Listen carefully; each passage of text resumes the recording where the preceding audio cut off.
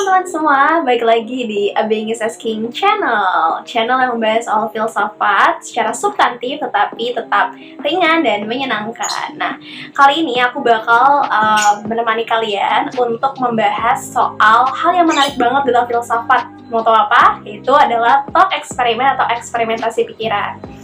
Sebenarnya apa sih eksperimentasi pikiran itu? Apakah sama dengan eksperimen yang ada di laboratorium? Biar nggak penasaran, tonton terus videonya sampai habis ya. Oke, jadi thought eksperimen atau eksperimentasi pikiran ini adalah metode dalam filsafat. Nah, salah satu metodenya dalam filsafat. Kalau misalnya kalian pernah main game asa otak, nah kayak gini nih jenis dari thought eksperimen atau eksperimentasi pikiran. Nah, jadi thought eksperimen ini merupakan metode dalam filsafat untuk membahas atau menyelesaikan permasalahan filosofis secara lebih lentur. Nah, jadi thought eksperimen ini gimana sih cara kita melakukan eksperimentasinya? Bukan seperti sains ya, yang melakukan eksperimentasi di dalam laboratorium, tetapi eksperimentasi pikiran ini dilakukan di dalam pikiran, guys, di dalam pikiran.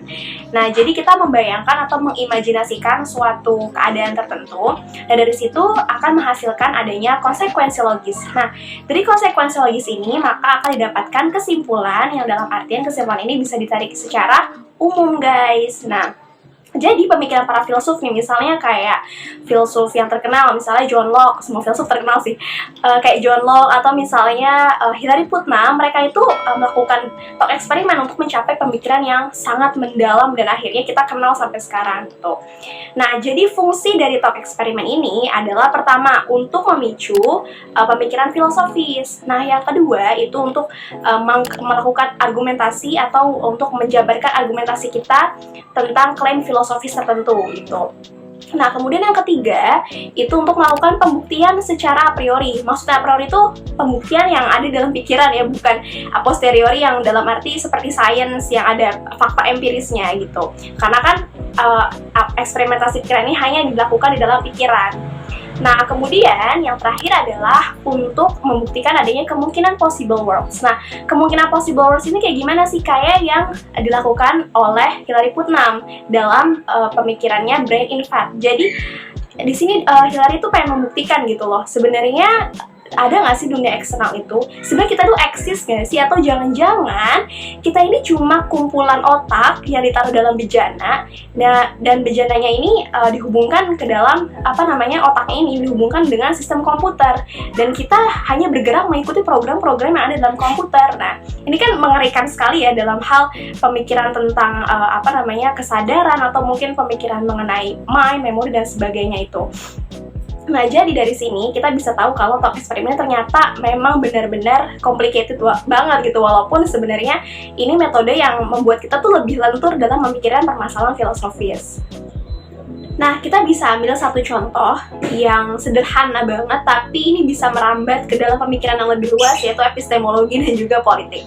Pemikiran ini digagas oleh John Locke tentang memori, di mana dia membayangkan bahwa di suatu pagi itu ada raja dan tukang kebun.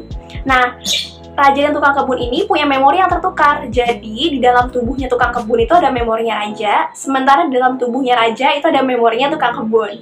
Nah, sebenarnya apa sih tujuan John Locke untuk membuat eksperimentasi pikiran ini? Di sini dia mau mengatakan bahwa personal identity atau identitas personal itu tidak bisa direduksi ke dalam body continuity. Nah, tetapi justru dalam psychological continuity. Jadi, personal identity itu bukan dilihat dari badinya, karena body itu kosong sifatnya. Dalam arti, apakah aku ini yang dulu dengan aku yang akan datang itu adalah identitas yang sama? Jawabannya iya, sama. Kalau kita punya ingatan yang sama tentang diri kita. Artinya, bagi John Locke, personal identity ini adalah sifatnya tetap, karena kita masih punya ingatan yang sama dengan yang dulu, sekarang, atau di masa depan. Seperti itu. Nah, dari sini akan ditarik dalam kesimpulan kesadaran bahwa orang yang berkesadaran itu adalah orang yang dapat dikenai tindakan moral. Nah, masuk lagi kan ke politik, di mana orang yang amnesia, seperti misalnya orang yang lupa ingatan karena kecelakaan, dia kan hilang tuh ingatannya. Dan di sini berarti dia udah nggak lagi punya kesadaran atau memori yang sempurna, sehingga dia itu tidak lagi dikenai tindakan moral. Atau misalnya orang gila kan semacam orang yang tidak lagi punya memori yang sempurna kan, dan di sini orang gila itu tidak dikenai lagi tindakan bermoral seperti itu. Nah, maka di sini kita bisa menyimpulkan dari satu pemikiran yang sangat sederhana, dari ketukernya gitu memori antara tukang kebun dan raja, bisa disimpulkan dalam masalah yang kompleks, yakni permasalahan epistemologi tentang memori, juga permasalahan tentang politik mengenai tindakan moral gitu. Oke, jadi itu tentang talk eksperimen atau eksperimentasi pikiran. Gimana? Kalian udah ngerasa bahwa ini tuh melenturkan pikiran kalian untuk menyelesaikan permasalahan filosofis, atau justru semakin berpikir lebih keras? Nah, itu tergantung ya. Jadi sebenarnya memang talk eksperimen ini justru memudahkan kita untuk menyelesaikan permasalahan filosofis, guys, karena kan kita mulai dari contoh-contoh yang sederhana yang nantinya memang bakal merujuk kepada permasalahan yang sangat kompleks dan sangat mendalam tentang filsafat tentunya. Nah, jadi kalau kalian suka sama video ini, boleh like, subscribe jangan lupa juga, dan komen di bawah ini.